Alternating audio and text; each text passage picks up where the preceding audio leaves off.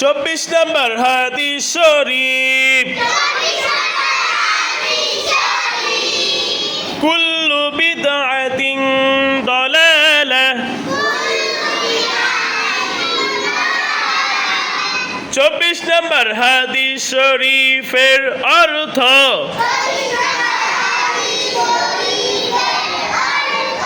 প্রত্যেক বিদআত গুমরাহি বা ভ্রষ্টতা। 24 নম্বর হাদিস শরীফ কুল্লু বিদআতিন দালালাহ 24 নম্বর হাদিস শরীফের অর্থ